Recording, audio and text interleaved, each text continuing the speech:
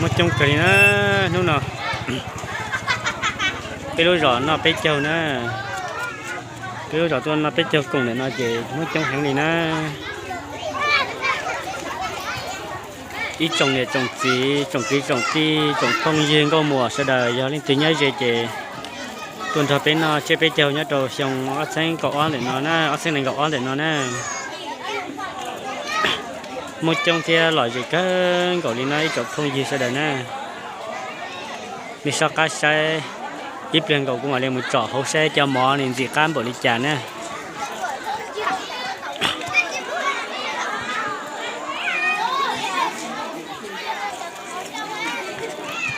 để nó giờ pe lui giò này giờ hậu pe lui giò này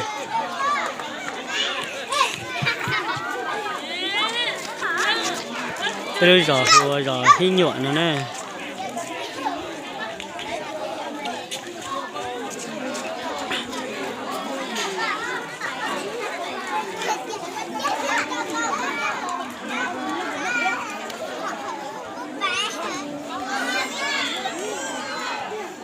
một chút cái gì một chế cho làm gì rồi nó một chế cho nó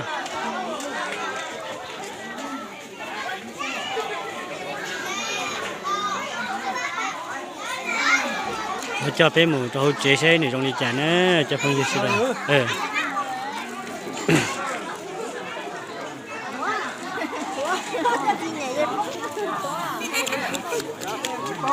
chỉ có gì đó chị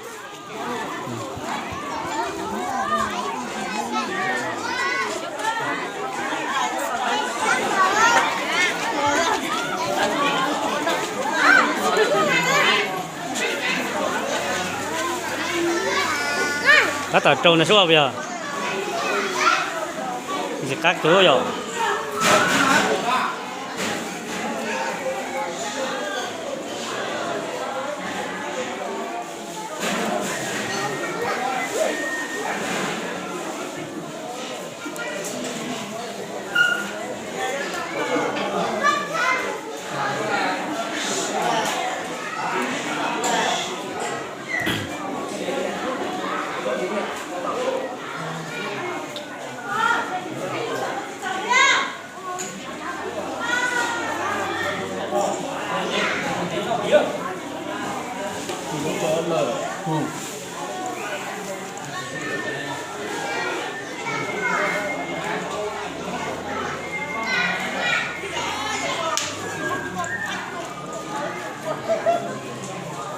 cái tụi trâu món này có lò cái tụi trâu món này có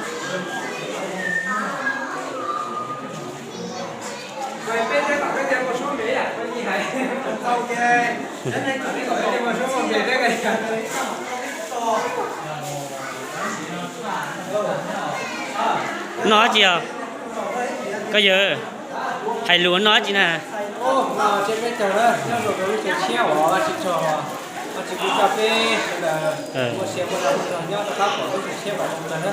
Và chỉ trò trong này rồi, nó phải treo có trong này rồi. Trong kề.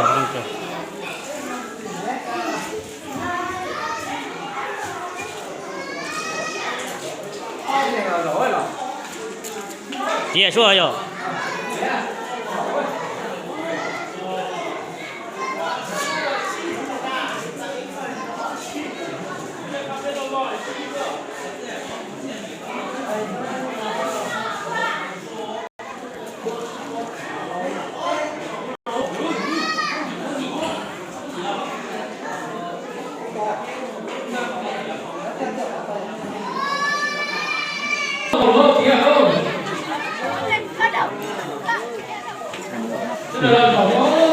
Muốn nó mơ rồi.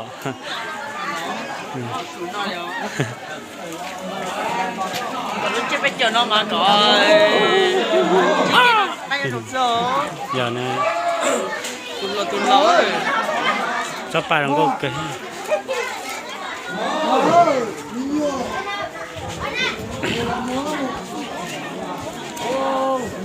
cho chúng tôi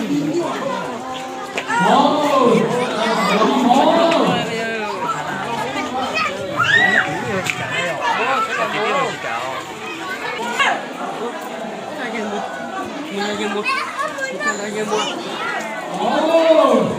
Cái con nhỏ mai nhỏ mà là nhỏ trong sắp phải nói, nó còn nhỏ.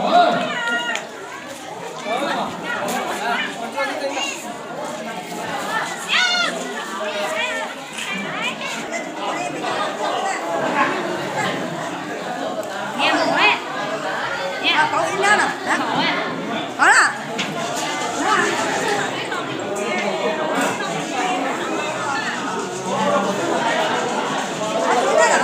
Đó là giỏ đó. Đây là giỏ gắn xi cả thôi. Dạ. Cái chỗ của cá. Rất bỏ. Thì giờ lúc trước biết châu là sẽ gần cầu. Hay lúa. Cái lúc sống mấy dòng xưa nè. Hay lúa nó chưa biết chiều hay lúa. Nó chưa biết chiều ra rồi. Chưa biết châu nhất rồi nó to mà to bình thường sẽ là chỉ cần cầu lại chơi gì họ tự lập cái machine nè. Đồng xe.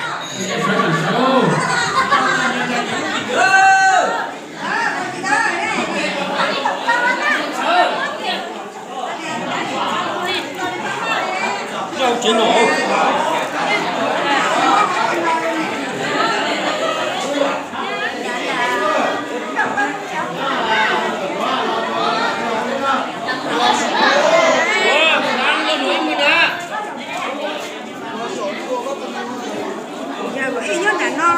Nó là gì cả chỗ, cái gì đó không là chỗ.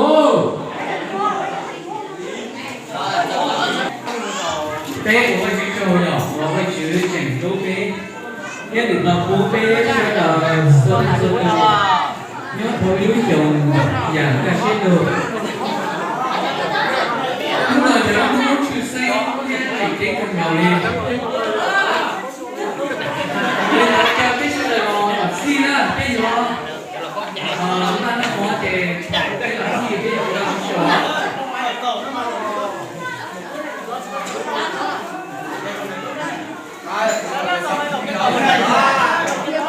Ban sạch lúa nữa, ban là ban sạch lúa bây giờ nè, lòng gốc cái này nè.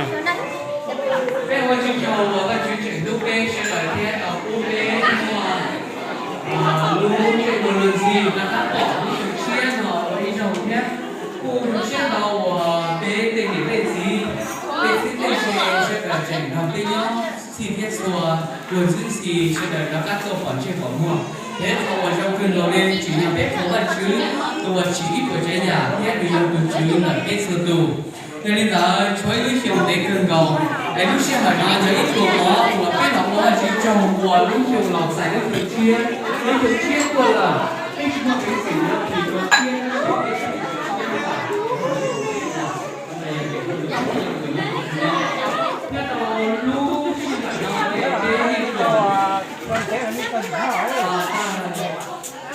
như là rồi thì là cái sau này là sẽ muốn cái cho cái gì đó thì là với cái này cái của cái của cái này nó sau cái nhé cái tổng là cái nhé có cái của cái phương tổ nhưng mà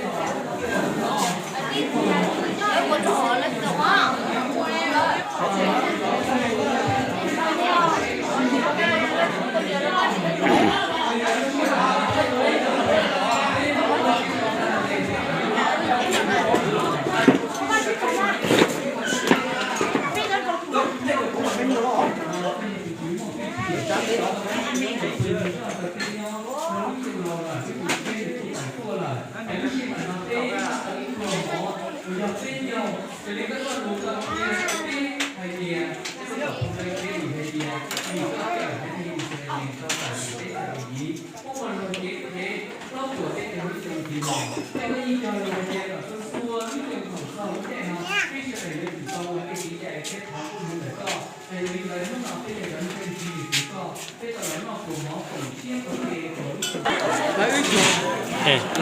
Coi bị thay con liếc. cái gì rộng đi rồi. Thay con liếc. Nhưng rộng đi.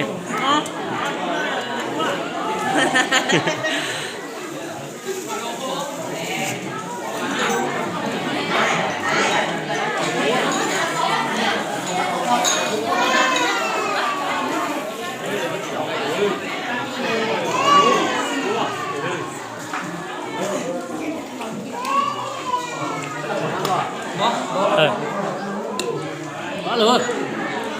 Rồi thôi.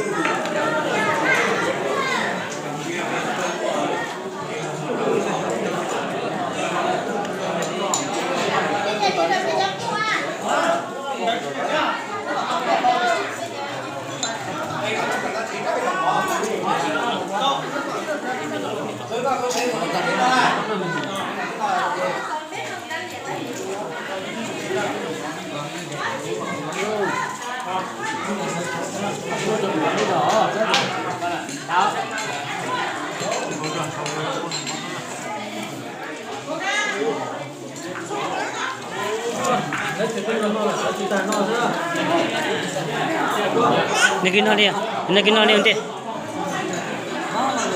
No kian dia umar lo. Yo, jangan pas luar le. Alo là chị trâu nó sống chia đây lo. Có chắc luôn đi sau đây mua sức khỏe chứ. Mua nào mua giò thế này giờ đi sau đây này.